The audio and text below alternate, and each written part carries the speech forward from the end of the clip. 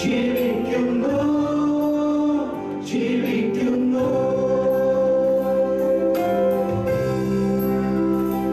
ഹിമം പോലെ വെള്ളമുടിയുള്ളവൻ ജീവിക്കുന്നു ജീവിക്കുന്നു ഹിമം പോലെ വെള്ളമുടിയുള്ളവൻ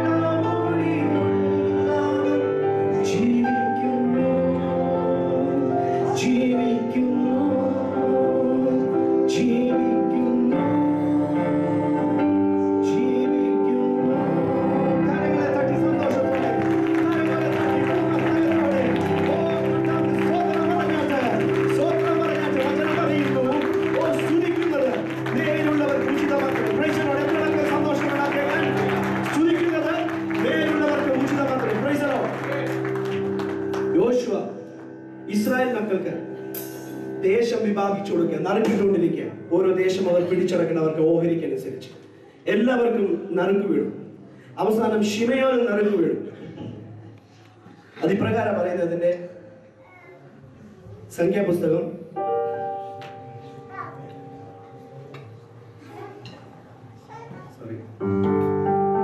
19-ാം അധ്യായം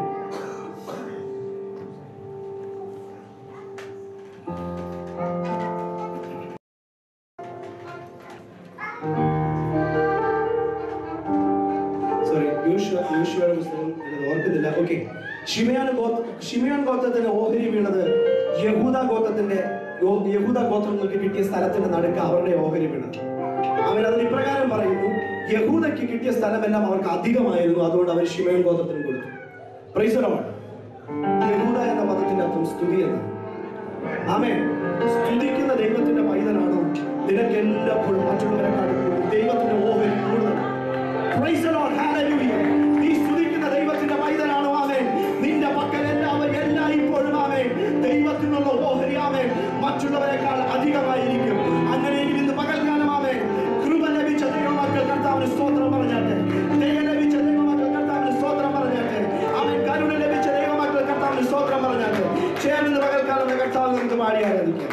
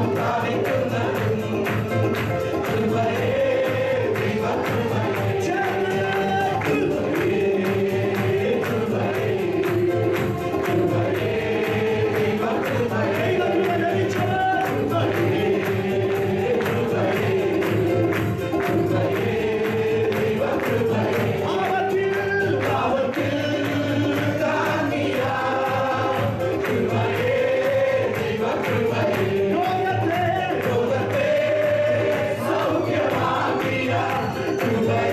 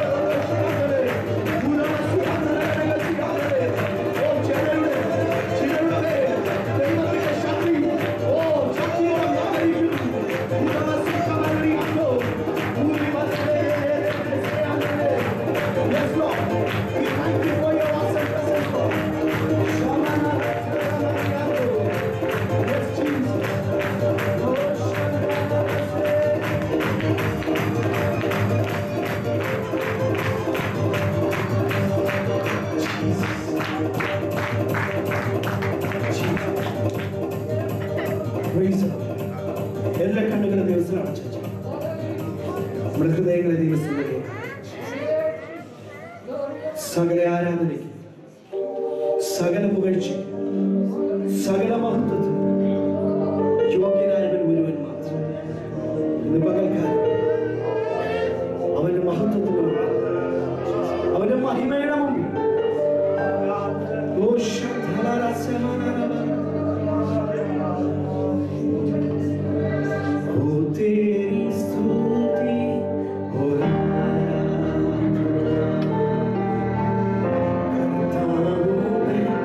just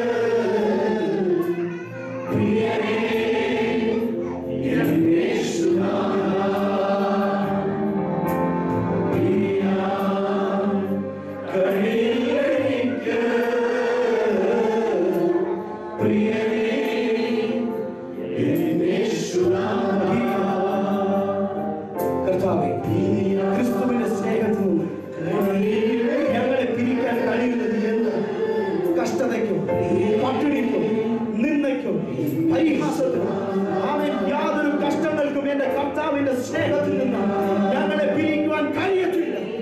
ഇന്ന് പലക്കാലം കർത്താവെ അങ്ങയുമായിട്ട് ഒരു ആത്മബന്ധത്തിലായിരിക്കാൻ ഞാൻ താല്പര്യപ്പെടുന്നു.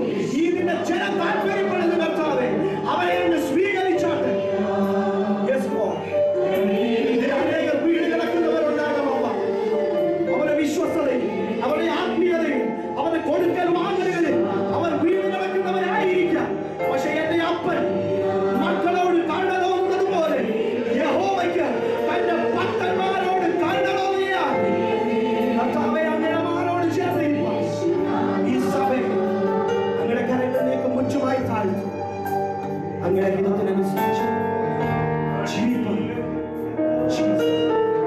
അടിയങ്ങൾക്ക് കൃപ നൽകി. സകലം തിരുനാമമഹത്വത്തിന്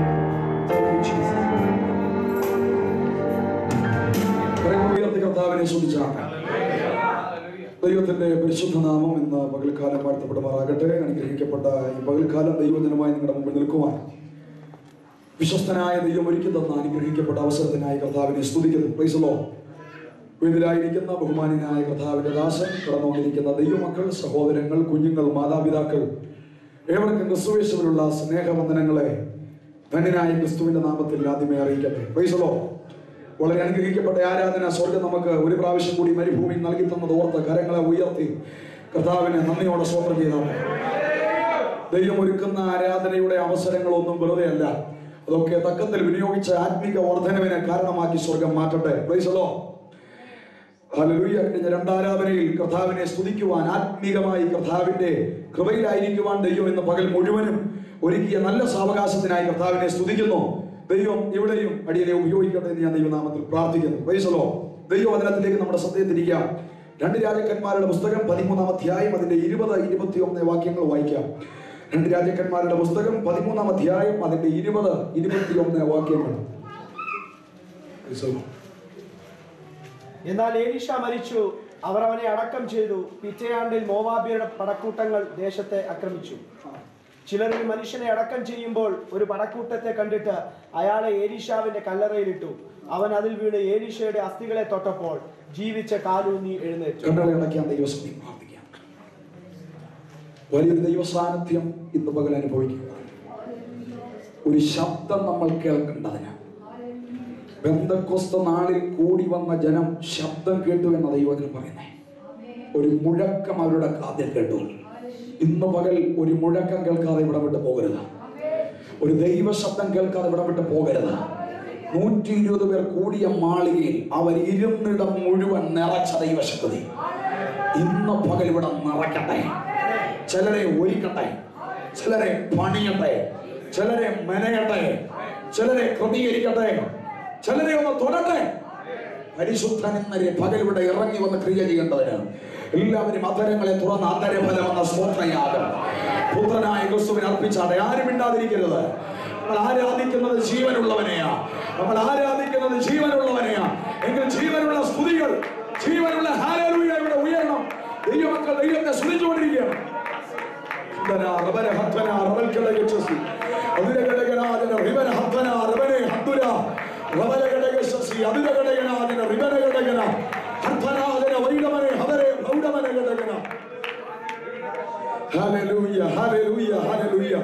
നിങ്ങളുടെ പിതാവേ, വാഴ്ത്തപ്പെട്ട നല്ല കർത്താവേ, അനുഗ്രഹീതമായി പകലിനായി സ്തോത്രം.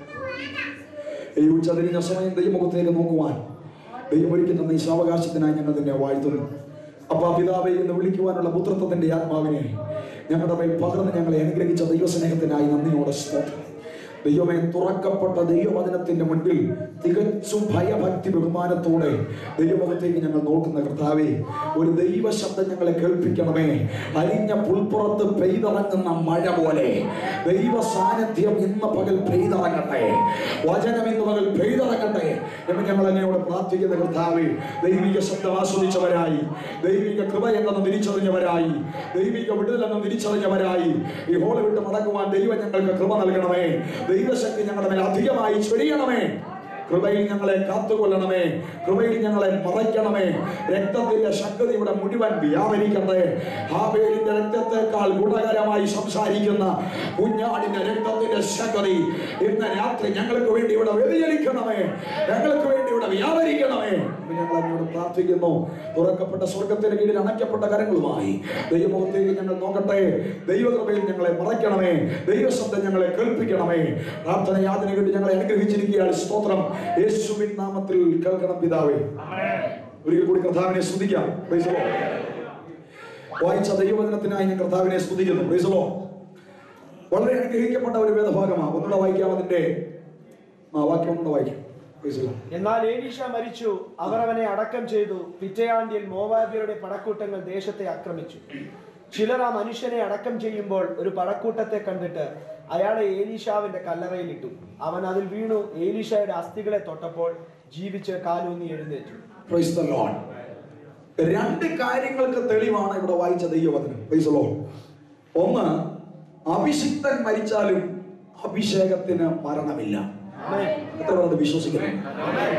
ഞാൻ കഴിഞ്ഞ ദിവസം ദൈവസന്നിധിയിൽ ഇങ്ങനെ പ്രാർത്ഥിച്ചുകൊണ്ടിരുന്ന കർത്താവിനോട് പറഞ്ഞു, കർത്താവേ, അഭിഷിക്തൻ മരിച്ചാലും അഭിഷേകം മരിക്കത്തില്ല, അഭിഷേകം മരിക്കത്തില്ല. എല്ലാവരും മിക്കവാറും യൂസ് ചെയ്യുന്ന ഒരു വേടാണ്. അഭിഷിക്തൻ മരിച്ചാലും അഭിഷേകം മരിക്കത്തില്ല, അഭിഷേകത്തിന് മരണമില്ല. ദൈവസന്നിധിയിൽ ഇങ്ങനെ അനേക തെളിവുകൾ വേദപുസ്തകത്തിലൂടെ കണ്ടുപിടിച്ചപ്പോൾ ദൈവാത്മാവ് എന്നെ ഇങ്ങനെ വ്യക്തമായി ഹേമിപ്പിച്ച ഒരു ദൈവവചനമാണ് എലീശയെ കുറിച്ച് ഇവിടെ വായിച്ചത്. മരണമില്ലാത്ത ദൈവത്തിന്റെ അഭിഷേകം. ഞാൻ ഇന്ന് പകൽക്കാലം ഈ ശുശ്രൂഷ അവസാനിക്കുന്നതിന് മുൻപേ മരിച്ചാലും എന്റെ അഭിഷേകം ജീവിക്കുമെന്ന് ഞാൻ വിശ്വസിക്കുന്നു. കാര്യം അഭിഷേകത്തിന് മരണമില്ല. Price the Lord. ഏലിയാവിന് ശേഷം ഏലിയാവിന് പകരമായി അഭിഷേകം ചെയ്യപ്പെട്ട പ്രവാചകനാണല്ലോ എലീശ. Praise the Lord. എലീശയോട് ദൈവത്തിന്റെ ഒരു വാഗ്ദത്തം ഉണ്ടായിരുന്നു, നീ ഏലിയാവിനധികം ശുശ്രൂഷകൾ ചെയ്യും. Praise the Lord. അത് ചെയ്തു എന്ന ദൈവവചനം പറയുന്നത്. അതിനും കൂടെ തെളിവാണ് ഇവിടെ വായിച്ച ദൈവവചനം. ഏലിയാവ് ചെയ്യാത്ത ഒരു ശുശ്രൂഷയാണ് ആര് ചെയ്തത്? എലീശ ചെയ്തത്. ഏലിയാവ് ജീവനോടെ പ്രസംഗിച്ച്, ജീവനോടെ സുവിശേഷം അറിയിച്ച്, ജീവനോടെ ദേശത്തോട് വചനം അറിയിച്ച്, ജീവനോടെ ദൈവവചനം ദേശത്തിൽ പരത്തി, ജീവനോടെ എടുക്കപ്പെട്ട പ്രവാചകനാണ് ഏലിയാവ്. എങ്കിൽ എലീശ ജീവനോടെയും ശുശ്രൂഷിച്ചു, മരണശേഷം അവനറിയാതെ അവനിലൂടെ ശുശ്രൂഷ നടന്നു. അതാ ഇപ്പൊ വായിച്ചത്. കർത്താവിനെ സ്തുതിച്ചേ. ശക്തിയോടെ കർത്താവിനെ സ്തുതിക്കാം. അപ്പൊ രണ്ട് കാര്യത്തിന് തെളിവാണ്. ഒന്ന്, അഭിഷിക്തൻ മരിച്ചതിന് മരണമില്ല. രണ്ട്, ഏലിയാവിന് അധികം എലീശ ചെയ്തെടുത്ത ശുശ്രൂഷകളിൽ ഏറ്റവും പ്രധാനപ്പെട്ട ഒരു ആത്മീക ശുശ്രൂഷയാണ് ഇവിടെ വായിച്ച ദൈവവചനം. Price the Lord. തൊട്ടടുത്തിരിക്കുന്ന വിശ്വാസിക്ക് കരം കൊടുത്തിട്ട് പറഞ്ഞാലേ അഭിഷേകം മരിക്കത്തില്ല. അതിന് ശക്തി പോരാ. ശക്തിയോടൊന്ന് പറഞ്ഞാട്ടെ, അഭിഷേകം അഭിഷേകം ഉള്ളവർക്കേ അഭിഷേകത്തോടെ പറയാൻ പറ്റുള്ളൂ. നമ്മളൊരു സ്വത്രം പറഞ്ഞാൽ അതിലൊരു ജീവൻ ഉണ്ടായിരിക്കണം. ഒരു വാക്ക് പറഞ്ഞാൽ അതിലൊരു ശക്തി ഉണ്ടായിരിക്കണം. ദൈവമക്കൾ എന്ന് പറഞ്ഞാൽ നിസാരക്കാരാണെന്ന് ആരെയും കൊണ്ടും വിചാരിപ്പിക്കരുത്, ആരെയും കൊണ്ടും പറയിപ്പിക്കരുത്. നമ്മൾ ഇതിനെയൊക്കെ പേടിപ്പിക്കണം. എന്റെ അടുത്ത് എപ്പോഴും ഒരു ബ്രദർ വരും. പുള്ളിക്കാരൻ അലറിയ പറഞ്ഞു കഴിഞ്ഞാൽ എന്റെ നെഞ്ചു പിടക്കി. അതേപോലെ അലറിയ ഒരു സിംഹത്തിന്റെ ഗർജനം എന്നൊക്കെ പറയുന്നു അല്ലേ. ആ ശബ്ദം ഒരാഴ്ച കൂടിയിരിക്കുമ്പോൾ എന്നും എനിക്ക് ഇങ്ങനെ കേൾക്കാൻ തോന്നും. കാര്യം എന്നാ, ദൈവവൈതലാണെന്ന് പറയുന്നത് അദ്ദേഹത്തിന്റെ സൗണ്ടിലൂടെ എന്നെ തെളിയിച്ച് കാണിക്കുക. കാര്യം എന്നാ, ഒരു ശക്തി. ഒരു സ്തോത്രം പറഞ്ഞാൽ അതിലൊരു വെയിറ്റ് ഉണ്ടായിരിക്കണം. ഒരു കൈ കൊടുത്താൽ അതിലൊരു വെയിറ്റ് ഉണ്ടായിരിക്കണം. വൈസലോ ചിലരൊക്കെ ഇങ്ങനെ തേച്ചാ സ്തോത്രം കൊടുക്കുന്നത്. ഇങ്ങനെ തേച്ച് വിടുന്നവരൊക്കെ കയ്യിൽ മുറുക്ക പിടിച്ച് പുറമോട്ട് വലിക്കണമെന്നാണ് ഞാൻ ഈ ദിവസം കാര്യം. എല്ലാ ദൈവമക്കൾ എല്ലാ കാര്യത്തിലും സ്ട്രോങ് ആയിരിക്കണം. വൈസലോ നമ്മുടെ മേൽ പകർന്ന അഭിഷേകം വിലപ്പെട്ട അഭിഷേകമാണ്. അപ്പോസ്തല പ്രവൃത്തി 1-ാം അധ്യായം 4-ാം വാക്യം വായിക്കുമ്പോൾ ദൈവത്തിന്റെ ജനം അഭിഷേകത്തിനായി പരിശുദ്ധാത്മാവിനായി കാത്തിരുന്നു എന്നാ വായിക്കുന്നത് അല്ലേ. ഒന്ന് വായിച്ചേ. അപ്പോസ്തല പ്രവൃത്തി 1-4. അങ്ങനെ അവരുമായി കൂടിയിരിക്കുമ്പോൾ അവരോട്, നിങ്ങൾ യെരൂശലേമിൽ നിന്ന് വാങ്ങിപ്പോകാതെ എന്നോട് കേട്ട പിതാവിന്റെ വാഗ്ദത്തത്തിനായി കാത്തിരിക്കണം. എന്നോട് കേട്ട പിതാവിന്റെ വാഗ്ദത്തത്തിനായി കാത്തിരിക്കണം. പിതാവ് ചെയ്ത വാഗ്ദത്തമാണ് ദൈവത്തിന്റെ പരിശുദ്ധാത്മാവ്. ഇത് പ്രാപിച്ചവർ കാര്യങ്ങൾ ഉയർത്തി സ്തോത്രം ചെയ്യാം. നിത്യതയിലേക്ക് കടക്കാനുള്ള 4 ഇമ്പോർട്ടൻസ് കാര്യങ്ങളാണല്ലോ. രക്ഷിക്കപ്പെടുക, സ്നാനപ്പെടുക, പരിശുദ്ധാത്മാവിനെ പ്രാപിക്കുക, രക്ഷാനിർണയം പ്രാപിക്കുക. ഇതിൽ ഏതെങ്കിലും ഇല്ലെങ്കിൽ നിനക്ക് നിത്യത പ്രാപിക്കാൻ കഴിയത്തില്ല.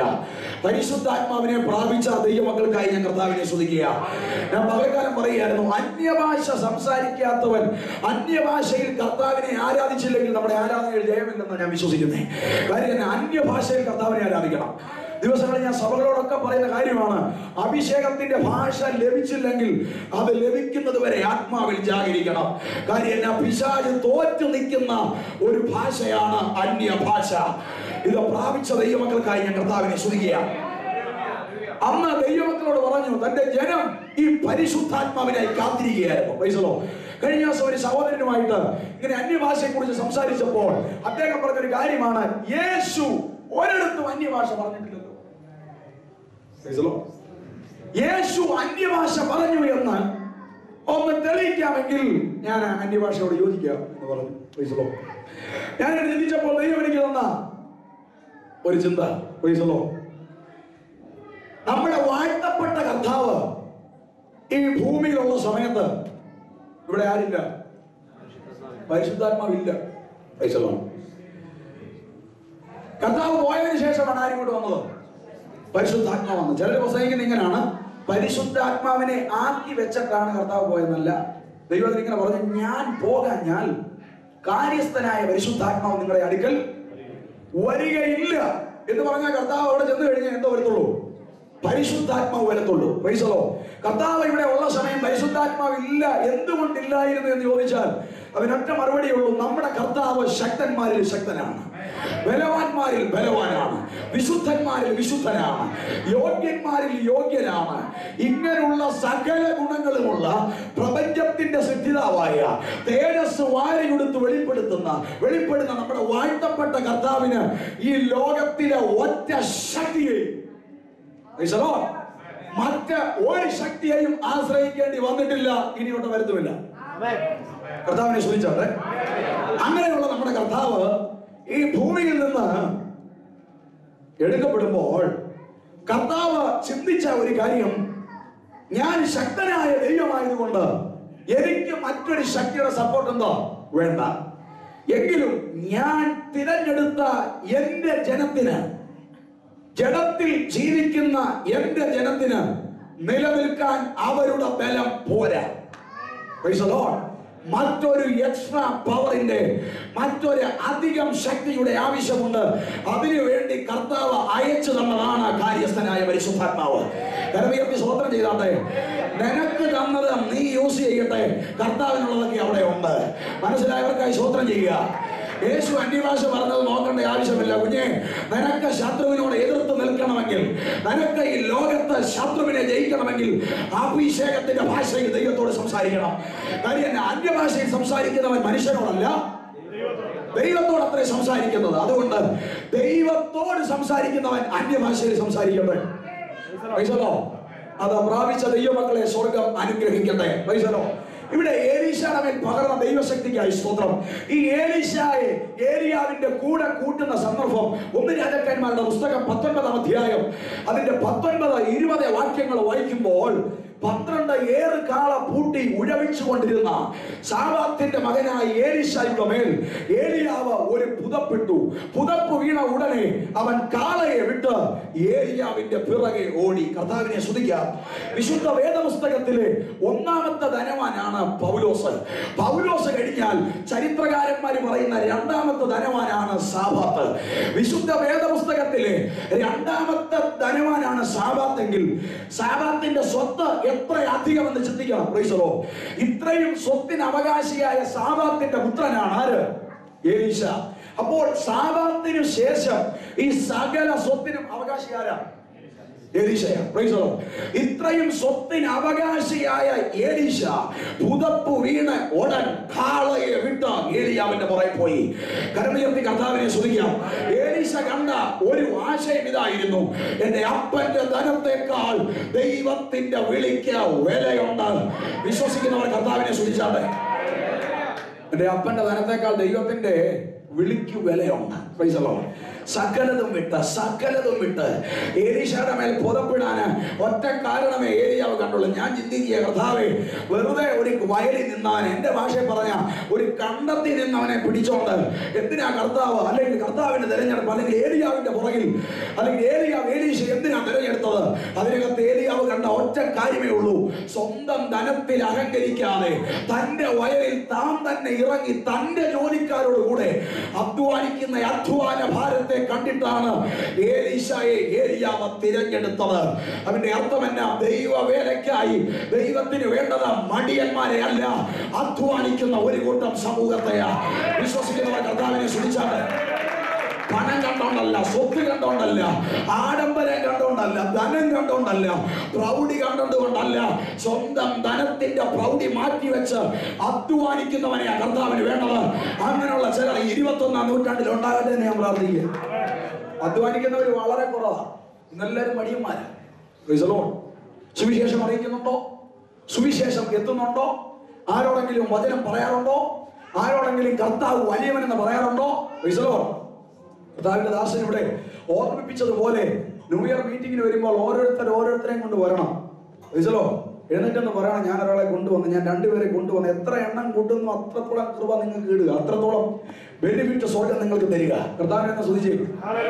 എന്നാ സഭയ്ക്ക് വേണ്ടി ചെയ്തെന്ന് പറഞ്ഞാലും ഒരു വ്യക്തി അകത്ത് കൊണ്ടുവരുന്നതാണ് സഭയുടെ ഏറ്റവും വലിയ നേട്ടം. വിശ്വസിക്കുന്നവർ കർത്താവിനെ സ്തുതിക്കുക. അധ്വാനം, ആത്മീക ഭാരമുള്ള ദൈവമക്കൾക്കായി ഞാൻ കർത്താവിനെ സ്തുതിക്കുക. ഈ ഏലീശ സകല സ്വത്തും വിട്ട് ഒരു തുണ്ട് ഭൂമി പോലും മേടിക്കാതെ ഏലിയാവിന്റെ പുറകിൽ ഇറങ്ങിയ അപ്പനോട് എന്ന് ചോദിച്ചാൽ സ്വത്ത് കൊടുക്കും, അപ്പനോട് എന്ന് ചോദിച്ചാൽ എഴുതി മേടിക്കാം. പക്ഷെ ഒന്നും മേടിച്ചില്ല. അവിടെ കാണുന്ന മറ്റൊരു കാര്യം, ഞാൻ എന്റെ അപ്പനെയും അമ്മയും ചുംബിച്ചോട്ടെ, അതിനുശേഷം ഞാൻ നിന്റെ കൂടെ വരാം. അങ്ങനെ ഒരു വാക്ക് അവിടെ എഴുതിയിട്ടുണ്ട്. ഞാൻ കർത്താവ് എന്തിനാ ഈ അപ്പനെയും അമ്മയും ചുംബിക്കാൻ പോയത്? അതിനകത്ത് ഒറ്റ കാര്യമുള്ളൂ, അവൻ സുവിശേഷ വേല എന്തെന്ന് മനസ്സിലാക്കിയത് കൊണ്ടാണ് അങ്ങനെ ചെയ്തത്. ഇത് എപ്പം തിരിച്ചു വരാൻ പറ്റുമെന്ന് പറയുന്ന ഒരു വേലയല്ല. അതുകൊണ്ട് കൊടുക്കേണ്ടടത്തെല്ലാം കൊടുത്ത്, ബൈ പറയേണ്ടിടത്തെല്ലാം ബൈ പറഞ്ഞ് അവൻ ഏലിയാവിന്റെ പുറകെ പോയി.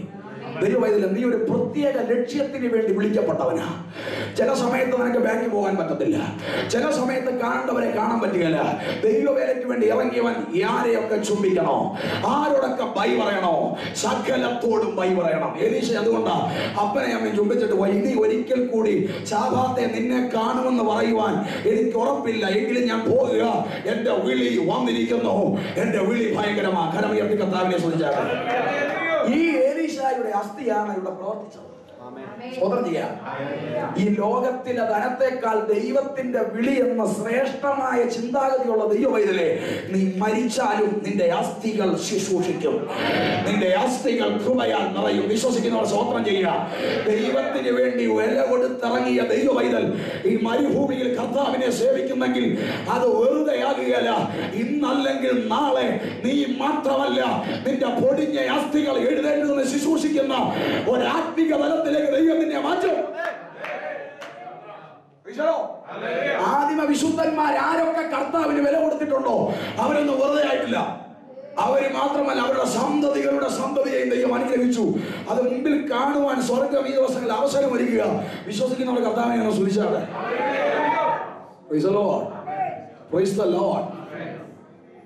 അഭിഷേകത്തിന്റെ പ്രവർത്തനം ഭയങ്കരമാണ്, അഭിഷേകത്തിന്റെ വ്യാപാരവും ഭയങ്കരമാണ്. ഇവിടെ ഏലീശ മരിച്ചു പിറ്റേ ആണ്ടിലെന്ന് എഴുതിയിരിക്കുന്നു. പിറ്റേ ആണ്ടിൽ കുറെ പേർ ഒരു മനുഷ്യനെ അടക്കം ചെയ്യാൻ അവന്റെ ശവശരീരം ചുമന്നുകൊണ്ട് വരിക. മോവാബി സൈന്യം പടജനമാണ്, പടക്കൂട്ടമാണ്, ആക്രമിക്കാൻ വരുന്ന സൈന്യമായത്. ഈ സൈന്യത്തെ കണ്ടാൽ കയ്യിൽ ശവശരീരം ചുമന്നുകൊണ്ട് വന്നവരുടെ കയ്യിലിരുന്ന ബോഡി വലിച്ചെറിഞ്ഞിട്ട് ഓടി. ഈ ബോഡി ചെന്ന് വീണത് ആരുടെ കല്ലറയുടെ അടുക്കൽ? ഏലീശായുടെ കല്ലറയുടെ അരികിൽ. ഏലീശായുടെ അസ്ഥി മരിച്ചവനെ തൊട്ടു. കർത്താവിനെ സ്തുതിക്കാം. കർത്താവേ, ഞാൻ ചിന്തിക്കുകയായിരുന്നു, മരിച്ചവന്റെ അസ്ഥി മരിച്ചവനെ തൊട്ടു. എന്നാ പ്രവൃത്തി ദൈവത്തിന്റെ? അവര് തമ്മിലൊരു പോരാട്ടം നടന്നില്ലേ അവിടെ? മരിച്ചവന്റെ അസ്ഥി മരിച്ചവനെ തൊട്ടപ്പോൾ അവൻ എഴുന്നേക്കാൻ തുടങ്ങി. അപ്പൊ അഭിഷേകത്തിന്റെ പ്രവർത്തനം എന്നാ? എന്നെ ചിന്തിപ്പിച്ച കാര്യം, അഭിഷേകം 3 തലങ്ങൾ കടന്നു ചെന്നു. ഇവിടെ ഒന്ന്, ജീവനുള്ള ഒരു മനുഷ്യന്റെ ശരീരത്തിൽ അഭിഷേകം വ്യാപരിക്കും. അടുത്ത സ്റ്റെപ്പ്, എലീശയുടെ ജീവൻ പോയി, ശരീരമായി ജീവനില്ല. അവന്റെ ശരീരത്തിൽ അഭിഷേകം വ്യാപരിച്ചു. മണ്ണിനോട് ശ്രദ്ധിക്കണം എല്ലാവരും. മണ്ണിനോട് ചേരുന്ന ശരീരം ദിവസങ്ങൾ കഴിഞ്ഞാൽ, ചില നാളുകൾ കഴിഞ്ഞാൽ ശരീരഭാഗങ്ങൾ ദ്രവിച്ചു പോകും, അസ്ഥി മാത്രമാകും. ശരീരത്തിൽ അഭിഷേകം നിലനിന്നു. ശരീരം ദ്രവിച്ചു മാറിയപ്പോൾ ശരീരത്തിൽ നിന്നത് അസ്ഥിയിലോട്ട് കയറി. അപ്പോൾ എത്ര പാർട്ട് കഴിഞ്ഞാണ് അഭിഷേകം വ്യാപരിച്ചുകൊണ്ടിരിക്കുന്നത്? അതിന്റെ അർത്ഥം എന്നാ? നീ അഭിഷേകത്തോട് ബൈ പറഞ്ഞാലും നിന്നോട് ബൈ പറയാത്തൊരു അഭിഷേകത്തിന്റെ പേരുണ്ട്. വിശ്വസിക്കുന്നവർ കർത്താവിനെ സ്തോത്രം ചെയ്താൽ എല്ലാവരും മരിച്ചു കഴിഞ്ഞപ്പോൾ കർത്താവേ അഭിഷേകം നിന്നു ഇല്ല. നീ അഭിഷേകത്തോട് വിട പറഞ്ഞാലും അഭിഷേകം നിന്നെ വിട്ടു പോകത്തില്ല. വിശ്വസിക്കുന്നവർ കരം ഉയർത്തി സ്തോത്രം ചെയ്താൽ ഈ മരിച്ചവനെ തൊട്ട് കഴിഞ്ഞപ്പോൾ അവൻ എഴുന്നേറ്റു. അവൻ എഴുന്നേൽക്കാൻ വേണ്ടി മാത്രമല്ല അഭിഷേകം അവനിൽ പകർന്നത്, ഈ അഭിഷേകം അവന്റെ മരണം വരെ കാണും. സ്തോത്രം ചെയ്യാം. ഈ കേറിയ ദൈവശക്തി അവന്റെ അവസാനം വരെ കാണും. അതിന്റെ അർത്ഥമല്ല, അഭിഷേകം ഒരു തലമുറയിൽ നിൽക്കുന്നില്ല, ഒരു തലമുറയിൽ നിന്ന് മറ്റൊരു തലമുറയിലേക്ക് വ്യാപരിക്കുന്നു. കരമുയർത്തി കർത്താവിനെ സ്തുതിക്കാവോ. എലീശയിൽ വ്യാപരിച്ച ദൈവത്തിന്റെ അഭിഷേകം അവനിലൂടെ, അവന്റെ അസ്ഥിയിലൂടെ മറ്റൊരുവനെ ജീവിപ്പിച്ചെങ്കിൽ അതിന്റെ അർത്ഥമല്ല, അഭിഷേകം ഒരു തലമുറയിൽ മാത്രമല്ല, ഒരു തലമുറയിൽ നിന്ന് മറ്റൊരു തലമുറയിലേക്ക് വ്യാപരിക്കുന്നു. ഇന്ന് ഈ മരുഭൂമിയിൽ ജീവനോടെ കർത്താവിനെ സേവിക്കുന്ന ദൈവമൈതലേ, നാളെ നിന്റെ തലമുറയും ഈ അഭിഷേകത്തിന് അവകാശിയാകണമെന്ന് ആഗ്രഹിക്കുന്ന ദൈവമക്കളെ കാര്യങ്ങളെ ഉയർത്തി കർത്താവിനെ സ്തുതിച്ചാട്ടെ. നിന്റെ തലമുറ കൊണ്ട് നിന്നു പോകുന്ന ഒരു കൃപയല്ല. നീ മരിച്ചാലും, നീ ശവക്കോട്ടയിൽ പോയാലും, നീ സെമിത്തേരിക്കകത്തായാലും, ഈ സഭയിൽ ഇനിയും ജീവിക്കുന്ന ഒരടുത്ത തലമുറ അഭിഷേകത്തോടെ ജ്വലിക്കണമെന്ന് ആഗ്രഹിക്കുന്ന ദൈവമക്കൾ ആ കരങ്ങൾ അടിച്ച കർത്താവിനെ സ്തുതിച്ചാൽ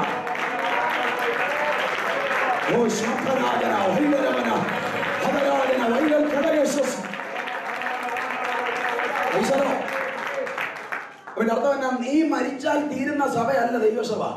നിന്റെ അടുത്ത ജനറേഷനിലേക്ക് അത് പകരണം. അതിനുവേണ്ടി കരയുന്ന മാതാവിനും പിതാവിനുമായി സ്തോത്രം ചെയ്യുക. കർത്താവിനെ സ്തുതിച്ചാട്ടെ. എന്റെ പിതാവിന്റെ ഏറ്റവും വലിയ സന്തോഷം ഞാൻ ഇന്നും ദൈവോർവയിൽ നിന്ന് കർത്താവിന്റെ വചനം അറിയിക്കുന്നതാണ്. അദ്ദേഹത്തിന് ജീവിതത്തിൽ കൊടുക്കാൻ പറ്റിയ ഏറ്റവും വലിയ സന്തോഷമാണ് 12 വർഷമായി ക്രൂശിക്കപ്പെട്ട യേശുവിനെ പ്രസംഗിക്കാൻ ദൈവം എന്നെ അയക്കുന്നത്. ദൈവമൈതലേ, ദൈവമക്കളോട് ഞാൻ പറയട്ടെ, നിന്റെ തലമുറ നാളെ ഇവിടെ നിന്ന് പ്രസംഗിക്കുന്നെങ്കിൽ നീ ഏതിനേക്കാൾ സന്തോഷിക്കുന്നതാ. കാര്യം എന്നാ? ക്രിസ്തുവിനെ ഉയർത്തുന്നവൻ ആരും ചെറിയവനല്ല, ക്രിസ്തുവിനെ ഉയർത്തുന്നവനെല്ലാം വലിയവനത്രേ. വിശ്വസിക്കുന്നവർ കർത്താവിനെ സ്തുതിച്ചാട്ടെ. ഒരഗ്നിയുടെ അഭിഷിക്തന്മാരാക്കി, നാളെയുടെ പ്രവാചകന്മാരാക്കി, നാളെയുടെ പ്രഭാഷകന്മാരായി നിന്റെ തലമുറ തീരണമെന്ന് ആഗ്രഹിക്കുന്നവർ ആ കരം ഉയർത്തി കർത്താവിനെ സ്തുതിച്ചാട്ടെ. നീ മരിച്ചാലും അഭിഷേകം തന്നെ വിടത്തില്ല. വിശ്വാസത്തിൽ വന്ന മരുഭൂമിയിൽ വന്ന് കർത്താവിനെ അറിഞ്ഞു. ചിലപ്പോൾ സ്വദേശത്തുള്ള പലരും അംഗീകരിക്കുന്നില്ല കർത്താവിനെ അറിഞ്ഞത്. അവർ ചോദിക്കും, പെന്തക്കോസ്തിൽ വന്നിട്ട് എന്നാ ഗുണം ഉണ്ടായി, വിശ്വാസത്തിൽ വന്നിട്ട് എന്നാ പ്രയോജനം ഉണ്ടായി? നെഞ്ചത്ത് ഒരു കൈ വെച്ച് മറ്റേ കൈ ഉയർത്തിപ്പിടിച്ച് പറയണം, ഞാൻ വിട്ടാലും ഞാൻ മരിച്ചാലും മരിക്കാത്തൊരഭിഷേകത്തിന് അവകാശിയാകാൻ എനിക്ക് കഴിഞ്ഞത് ധൈര്യസമേതം പറയാൻ കഴിയുന്ന ദൈവമക്കളെ കർത്താവിനെ സ്തുതിച്ചാട്ടെ. അഭിഷേകം കിട്ടിയില്ലേ? ദൈവശക്തി പകർന്നില്ലേ? ഇതിനേക്കായി വലിയ കൃപ വേണോ? ഇതിനേക്കായി വലിയ ബെനിഫിറ്റ് എന്ന ദൈവം തന്ന കൃപയ്ക്കായി നന്ദിയോടെ സ്തോത്രം. അഭിഷേകം മരിച്ചാലും, അഭിഷിക്തൻ മരിച്ചാലും അഭിഷേകത്തിന് ഒരിക്കലും മരണമില്ല. നിന്റെ മേൽ പകർന്ന ദൈവശക്തി മരിക്കുവാൻ ദൈവം അനുവദിക്കുകയല്ല. അഭിഷേകം ഒരിക്കലും മരിക്കത്തില്ല. അത് തലമുറ തലമുറയായി കൈമാറിക്കൊണ്ടിരിക്കുക. കർത്താവിനെ സ്തുതിച്ചാട്ടെ. ഗിദെയോന്റെ മേലും അഭിഷേകം വ്യാപരിച്ചു, ശിംശോന്റെ മേലും അഭിഷേകം വ്യാപരിച്ചു. ഗിദെയോനും ഒരു ക്ഷേത്രം തകർത്തു, ശിംശോനും ഒരു ക്ഷേത്രം തകർത്തു. രണ്ടുപേരും ക്ഷേത്രം തകർത്തു. പക്ഷെ ഒരാൾ ആദ്യവും ഒരാൾ അവസാനവുമായിരുന്നു. രണ്ടുപേരും ശക്തന്മാരായ അഭിഷിക്തന്മാരായിരുന്നു. ഒരാൾ ആദ്യമാണ് ക്ഷേത്രം തകർത്തത്, മറ്റൊരാൾ അവസാനമാണ് ക്ഷേത്രം തകർത്തത്. അവസാനം ക്ഷേത്രം തകർത്ത ആരറിയാമല്ലോ? ശിംശോൻ. കർത്താവിനെ സ്തുതിച്ചാട്ടെ. ശിംശോന്റെ മേൽ പകർന്ന അഭിഷേകം ഭയങ്കര ശക്തിയായിരുന്നു. സിംഹത്തെ ഒരു ആട്ടിൻകുട്ടിയെ പോലെ വലിച്ചു കയറി. ചിലരൊക്കെ ആദ്യം പേരുണ്ടാക്കും, അവസാനം മൊത്തം കളയും, അല്ലേ? ചിലർക്ക് സാക്ഷ്യം എന്നാ സാക്ഷ്യം എന്നറിയാം. ആദ്യം ചിലരൊക്കെ പുറകാ പറയുന്നത്. ഞാൻ അവിടെ അത് ചെയ്തു, ഇവിടെ ഇത് ചെയ്തു, ഞാൻ അതായിരുന്നു ഇതായിരുന്നു. പക്ഷെ ദൈവത്തിന് അതൊന്നും അറിയട്ടെ. ഇപ്പോൾ റൈറ്റ് നൗ, ഈ സമയം നീ ആരാണ്, ഈ സമയം നീ എന്താണ്, ഈ സമയം നിന്റെ കാര്യമല്ല. അതാ ദൈവത്തിന് അറിയേണ്ടത്. ഇന്നലെ വരെ ചെയ്തത് കർത്താവിന് അറിയണ്ട. ഈ സമയം നീ കൃപയുള്ളവനാണോ, ഈ സമയം നീ വിശുദ്ധനാണോ? കർത്താവിനെ ശ്രദ്ധിച്ചാട്ടെ. പരിശീലിക്കുവാൻ സ്ത്രീ വന്നപ്പോൾ അവന് ശിംശോൻ ഏൽപ്പിച്ചു കൊടുത്തു. അവിടെ ശിംശോന് പറ്റിപ്പോയ ഏറ്റവും വലിയ പാളിച്ചയാണ്. ശിംശോൻ അത്രയും കൃപയുണ്ടായിരുന്നു കേട്ടോ. അവൻ പഠിക്കാതെ പോയ ഒറ്റ കാര്യമേ ഉള്ളൂ, ശുശ്രൂഷ രഹസ്യം മറ്റൊരുവളോട് പറയരുത്. മറ്റൊരുവളോടൊന്ന് മാത്രമല്ല, ശുശ്രൂഷ രഹസ്യങ്ങൾ നീ അറിയേണ്ടതായ ചില കാര്യങ്ങളുണ്ട്. ഞാൻ ചിന്തിക്കുക, ഒരു ശുശ്രൂഷകനെ സംബന്ധിച്ച് കുറെ ശുശ്രൂഷ രഹസ്യങ്ങളുണ്ട്, അല്ലേ? ഇല്ലേ? ശുശ്രൂഷ രഹസ്യങ്ങളുണ്ട്.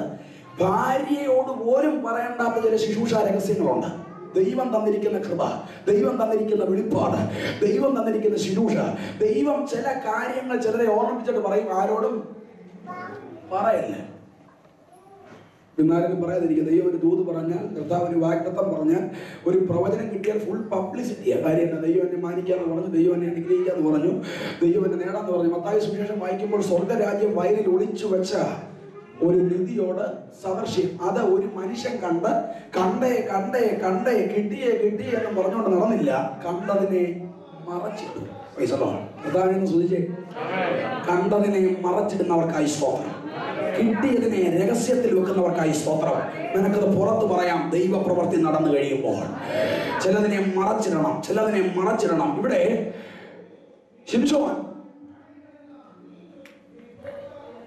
ശിശുവിന്റെ രഹസ്യം അവൻ തന്നെ പറയുക, എന്റെ ജടയിലുണ്ട് ഈ ശക്തി മുഴുവനും. ജഡ പിന്നെ നിലനിന്നോ? ഇല്ല, ശക്തി അവിടെ പോയി.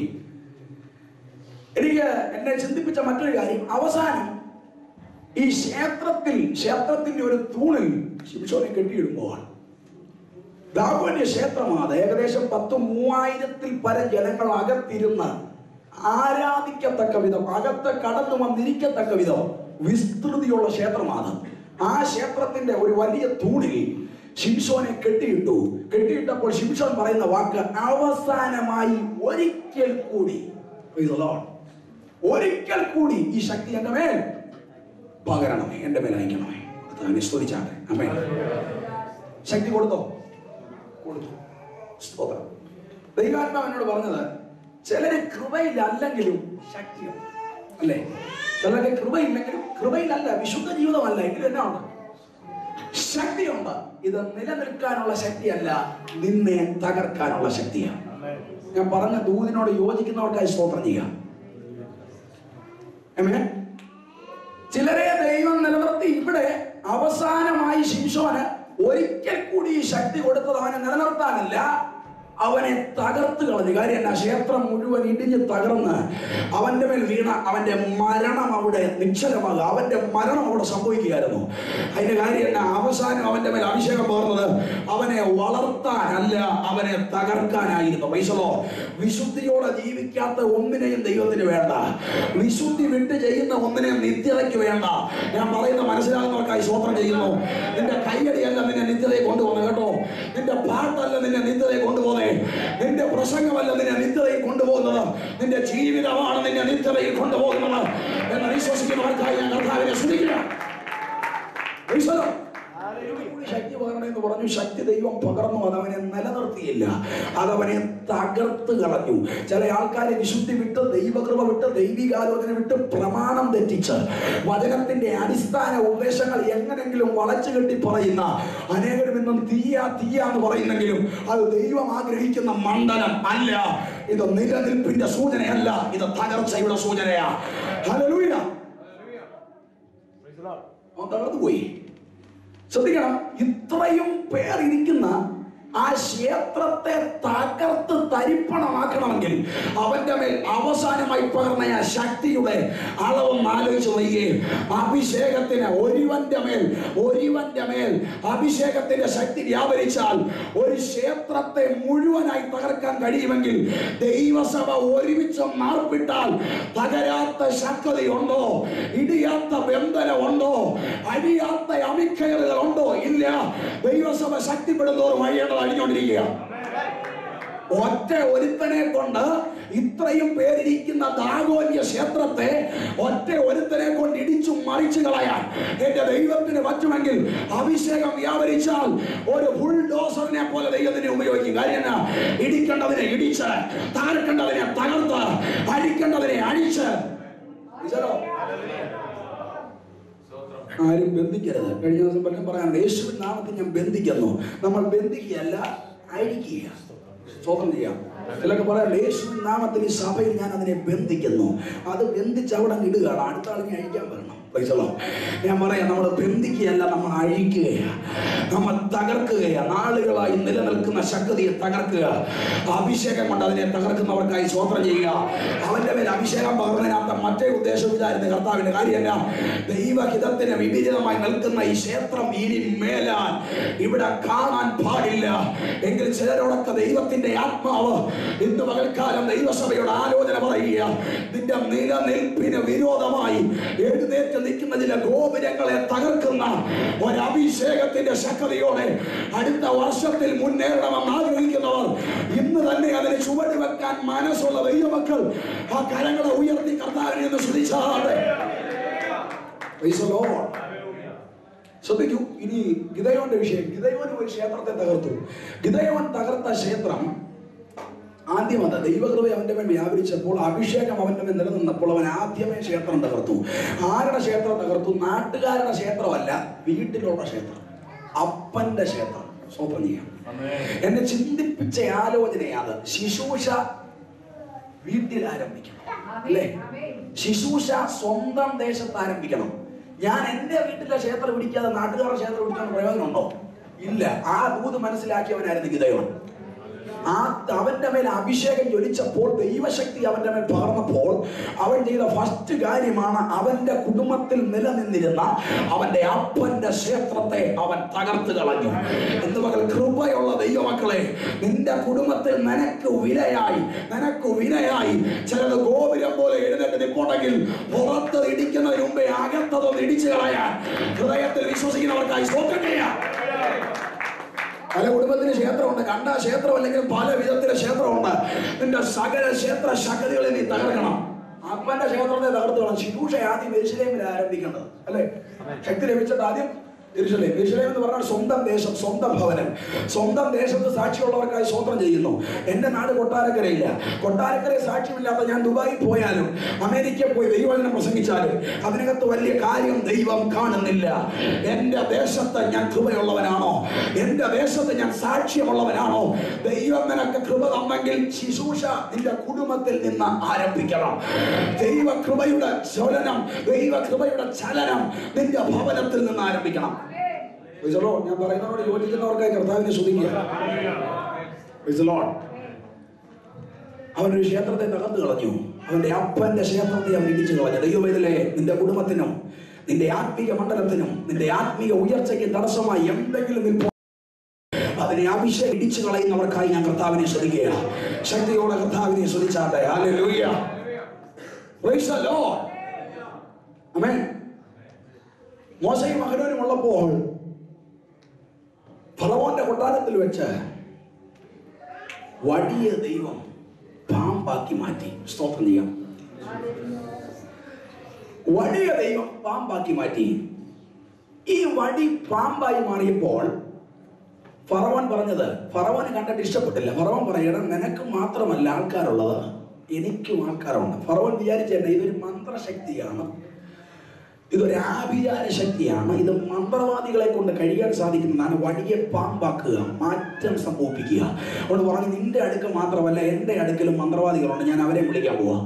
അവരും വടി കൊണ്ടുവന്നു, അവരും നിലത്തിട്ടു. അതും എന്തായി? പാമ്പായി. ഇപ്പൊ ഫുൾ പാമ്പാ. ഇപ്പൊ മൊത്തം പാമ്പ്, എല്ലാം പാമ്പായിട്ട് നിൽക്കുക. ഇത്രയും പാമ്പ് നിൽക്കുമ്പോഴും അഭിഷിക്തന്റെ വടിക്ക് ഒരു ഐഡന്റിറ്റി എപ്പോഴും ഉണ്ട്. സ്വതന്ത്രം ചെയ്യാം. ദൈവം തന്നതൊക്കെ ഐഡന്റിറ്റി ഉള്ളതാണെന്ന് വിശ്വസിക്കുന്നവർക്കായി സ്വതന്ത്രം. ഇനി എത്ര എണ്ണം ഒരുമിച്ച് നിന്നാലും കൃപയുള്ള ഒറ്റ ഒരെണ്ണം നിന്നാൽ മതി, അവനെ കണ്ടറിയാം, അല്ലേ? സ്വതന്ത്രം. എത്ര പേര് ഒരുമിച്ച് വന്നാലും കൃപയുള്ളവനെ കണ്ടു കഴിഞ്ഞാൽ പ്രത്യേകം അറിയാം. എല്ലാരും വെള്ളം ഇട്ടു, എല്ലാരും വെള്ളം ഇട്ടു, എന്നാ പിന്നെ തിരിച്ചറിയുന്നെന്ന് പറയും. എല്ലാരും വെള്ളം ഇട്ടു, മുഖം കണ്ടാൽ അറിയാം. ഇനി മുഖം വിരിക്കെന്ന് പറഞ്ഞു, വിരിക്കാലും അതിനകത്തൂടെ അറിയാൻ പറ്റും. വിവേചനപരമുള്ള ദൈവവേദന അത് കണ്ടാൽ അറിയാൻ പറ്റും അവൻ എങ്ങനെയുള്ളവനാണെന്ന്. പ്രാർത്ഥിക്കുന്നവന്റെ വീട്ടിൽ കയറിയാൽ അറിയാം, പ്രാർത്ഥിക്കാത്തവന്റെ വീട്ടിൽ കയറിയാൽ അറിയാം, പ്രാർത്ഥിക്കുന്നവന്റെ മുഖം കണ്ടാൽ അറിയാം. അല്ലേ? സ്വതന്ത്രം ചെയ്യാം. പ്രാർത്ഥിക്കുന്നവന്റെ മുഖം. ഞാൻ ദൈവസന്നിധിയിൽ ചോദിച്ച് മേടിച്ചൊരു കൃപയാ കർത്താവെ. ചിലതിനെ കാണുമ്പോഴേ വിവേചിക്കാൻ എനിക്ക് കൃപ തരണേ കർത്താവെ. ആരാണെന്ന് എനിക്ക് വെളിപ്പെടുത്തണം. കാര്യം ആ വരം പ്രാപിച്ചവൻ ചതിക്കപ്പെടത്തില്ല. എല്ലാരെയും കണ്ട് വിശ്വസിക്കത്തില്ല. അടുക്കേണ്ടവന്റെ അടുത്ത് മാത്രമേ അടുക്കുള്ളൂ, പോകേണ്ടവന്റെ അടുത്ത് മാത്രമേ പോകത്തുള്ളൂ. അതെല്ലാരും പ്രാപിച്ചോളും കേട്ടോ. വിവേചനപരമില്ലാത്തതിന്റെ പല പ്രവർത്തനങ്ങളും നമ്മുടെ നാട്ടിൽ കണ്ടുവരുന്നുണ്ട്. ആരാണെന്ന് തിരിച്ചറിയാൻ പറ്റുന്നില്ല. ഞാൻ പറഞ്ഞത് ദൈവമക്കൾ ഐഡന്റിറ്റി ഉള്ളവരാ. ഇവിടെ സകല വഴിയും പാമ്പായിട്ട് നിൽക്കുന്നെങ്കിലും അതിന്റെ നടുവിൽ തല ഉയർത്തി നിന്നത്, ഭക്തി വിടർത്തി നിന്നത് അഭിഷിക്തന്റെ വഴിയാണ്. കരമുയർത്തി സ്വോത്രം ചെയ്താട്ടെ. അതിന്റെ അർത്ഥം എന്നെ ഫറവോനെ, നീ സകല മന്ത്രവാദിയെ കൊണ്ടുവന്ന് അവരുടെ വഴി പാമ്പാക്കി മാറ്റിയാൽ എത്ര പാമ്പുകൾ ഇവിടെ ഉയർന്നാലും അഭിഷിക്തന്റെ വടിക്കു മീതെ ഉയരാൻ ഒരു ശക്തിയെ ദൈവം അനുവദിക്കുകയല്ല. കരമുയർത്തി സ്വോത്രം ചെയ്താട്ടെ.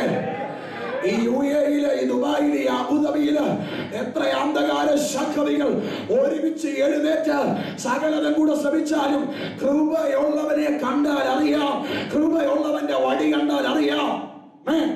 അതാ കർത്താവിന്റെ പ്രവൃത്തി. ആ വടിയുടെ നടുവില് തല ഉയർത്തി നിൽക്കുകയായത്. തല ഉയർത്തുന്ന മാത്രമല്ല, വായെ പിളർന്നെന്ന വചനം. സ്തോത്രം. വാ തുറക്കുന്ന വടിയൊക്കെ ഉള്ളവർക്കായി കർത്താവിനെ സ്തുതിക്കുക. വാ തുറക്കണം. വാ തുറക്കുന്ന എന്തിനാണെന്നറിയാവോ? സകലത്തെ വിഴുങ്ങാൻ, സകലത്തെ വിഴുങ്ങാൻ.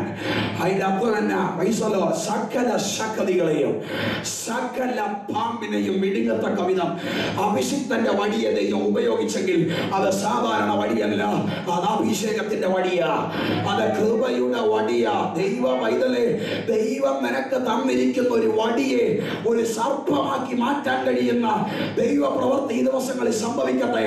നിന്റെ കയ്യിലിരിക്കുന്നത് ഒരുണക്ക വടിയാണെന്നുള്ള വിചാരം നിനക്കുണ്ടോ? നിന്റെ കയ്യിലിരിക്കുന്ന വടി ഒന്നിനും കൊള്ളാത്ത വടിയാണെന്ന് തോന്നുന്നുണ്ടോ? ചില സമയത്ത് ചിലതിനെ മിഴുങ്ങാൻ നിന്റെ വടിയെ ഒരു സർപ്പമാക്കാൻ എന്റെ ദൈവത്തിന് കഴിയും എന്ന് വിശ്വസിക്കുന്നവർ കർത്താവിനെ സ്തുതിച്ചാട്ടെ. അഭിഷേകം പലതിലും നിന്നെ നടത്തും. അഭിഷേകം പല രീതിയിൽ നിന്റെ മേൽ വ്യാപരിക്കും. ദൈവം തന്നിരിക്കുന്നതൊന്നും ചെറുതല്ല. ദൈവം തന്നിരിക്കുന്ന ഒന്നിനെയും ചെറുതായിട്ട് കാണരുത്. വിശ്വസിക്കുന്നവർ കർത്താവിനെ നന്ദിയോടെ സ്തുതിച്ചാട്ടെ, ശക്തിയോടെ സ്തുതിച്ചാട്ടെ. അഭിഷേകം നിന്റെ മേൽ നിലനിൽക്കട്ടെ. അത് തീയായിട്ട്, അത് അഗ്നിയായിട്ട് നിലനിൽക്കണം. അതാണ് യെശയ്യാ പ്രവചനത്തിൽ ദൈവവചനം പറയുന്നത്. തീയിങ്കൽ ചുള്ളി കത്തുന്നത് പോലെ, വെള്ളം വെട്ടി തിളയ്ക്കുന്നത് പോലെ ദൈവത്തിന്റെ ശക്തി വ്യാപരിക്കുമെന്ന്. വെള്ളം തിളയ്ക്കുന്ന കണ്ടിട്ടുണ്ടോ? എത്ര ഹീറ്റ്, എത്ര ചൂട് അതിന് കൊടുക്കുന്നു അത്രയധികം, എത്ര തീ അതിന് കൊടുക്കുന്നു അത്രയധികം തിളച്ചു പൊങ്ങിക്കൊണ്ടിരിക്കും. ചുള്ളി കത്തുന്ന കണ്ടിട്ടുണ്ടോ? ഒരു സൈഡിൽ നിന്ന് കൊടുത്താൽ മതി. അതിന് പറ്റിയ ചുള്ളിയാണെങ്കിൽ പിന്നെ അതിന്റെ കൂടെ നിൽക്കേണ്ട, അത് കത്തി കത്തി കത്തി കത്തി കത്തി കയറിപ്പോകും. അതേപോലെ ദൈവത്തിന്റെ അഭിഷേകം വ്യാപരിക്കുന്നതെന്ന് കർത്താവിനെ സ്തുതിച്ചാട്ടെ.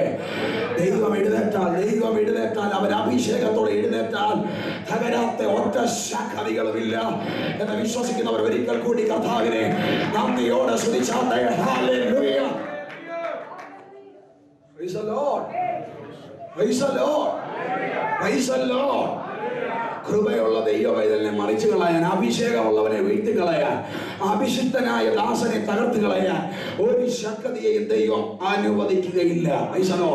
ദൈവം തന്നിരിക്കുന്ന പ്രമാണം, ദൈവം തന്നിരിക്കുന്ന പുസ്തകം, ദൈവം തന്നിരിക്കുന്ന ദൈവത്തിന്റെ പ്രമാണം മുറുകെ പിടിക്കാൻ ദൈവം നമുക്ക് കൃപ നൽകട്ടെ. ദൈവം തന്നിരിക്കുന്ന പെട്ടകം ഉണ്ടല്ലോ, ദൈവം തന്നിരിക്കുന്ന ഈ പെട്ടകം ഒന്നിനും മേളിലിടരുത്, ഒന്നിനും അടിയിലിടരുത്. എല്ലാത്തിനും മുകളിൽ എന്ത് വരണം? പെട്ടകം വരണം. എല്ലാത്തിനും മുകളിൽ പെട്ടകം വരണം. അതൊന്ന് മനസ്സിലാക്കണമെങ്കിൽ 2 ദിനവൃത്താന്ത പുസ്തകം 34-ാം അധ്യായം അതിന്റെ 14-ാമത്തെ വാക്യം ഒന്ന് വായിക്കണം.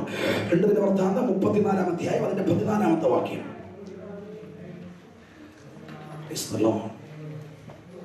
അവർ യഹോവയുടെ ആലയത്തിൽ പിരിഞ്ഞുകൂടിയ ദ്രവ്യം പുറത്തെടുത്തപ്പോൾ ഹിൽക്കിയാ പുരോഹിതൻ യഹോവ മോശെ മുഖാന്തരം കൊടുത്ത ന്യായപ്രമാണ പുസ്തകം കണ്ടെത്തി. നല്ല രസകരമായിട്ടുള്ള സംഭവമായത് കേട്ടോ.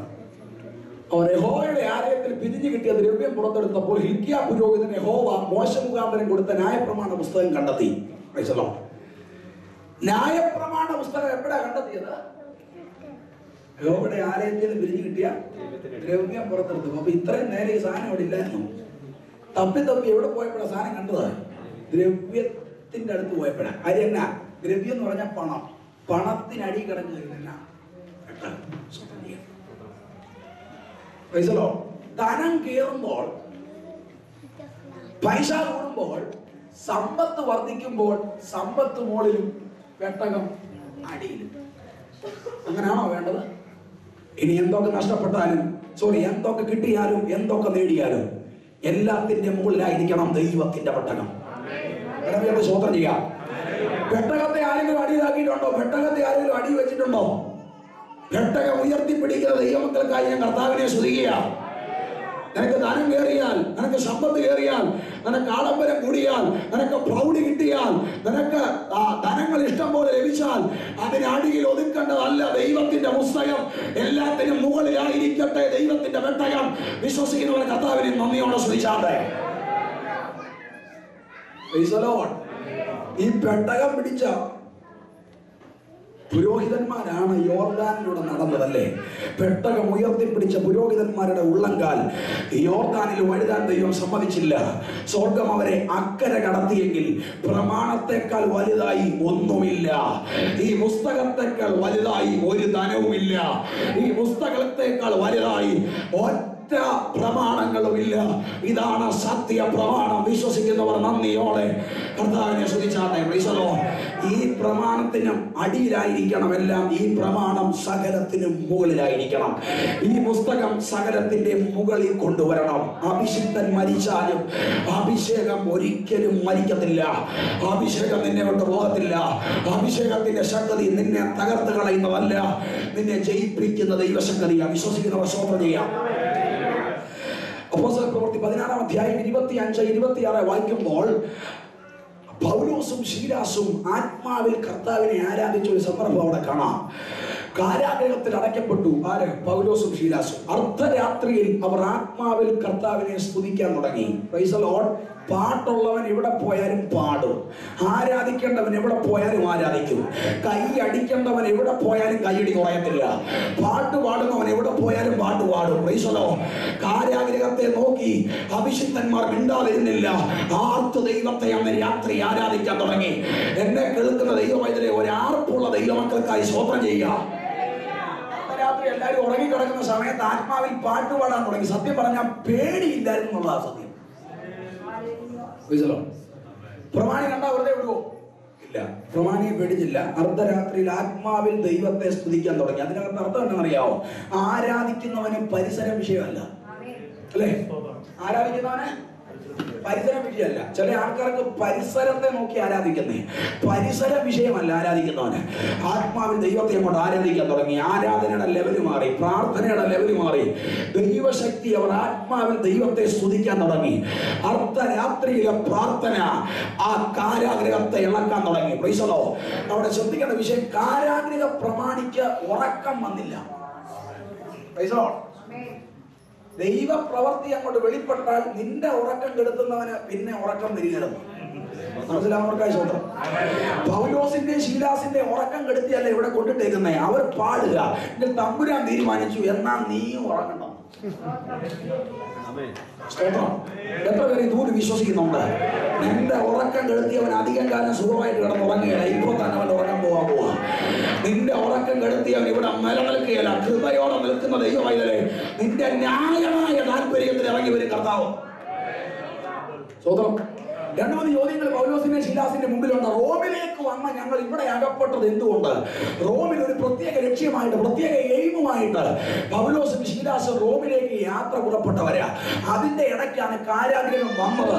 എന്തിനാണെന്ന് ചോദിച്ചാൽ അതിനകത്ത് ഒറ്റ ആൻസറേ ഉള്ളൂ. ഈ പ്രമാണിയെ കൂടെ കർത്താവിന് വേണമായിരുന്നു. സ്വോത്രം ചെയ്യാം. ചിലതിന്റെ വഴിമധ്യത്തിൽ പെട്ടുപോകുന്നത് കൊണ്ട്, ദൈവമക്കളെ, നിന്നോട് സ്നേഹമില്ലാത്തത് കൊണ്ടല്ല, നിന്നെ കമ്പയടിപ്പിക്കാനല്ല, നിന്നെ ഒതുക്കാനല്ല, നിന്നെ തകർക്കാനല്ല, നിന്നിലൂടെ ഒരുവനെ കൂടെ നേടാൻ, നിന്നിലൂടെ ഒരുവനെ കൂടെ വേർതിരിക്കാൻ.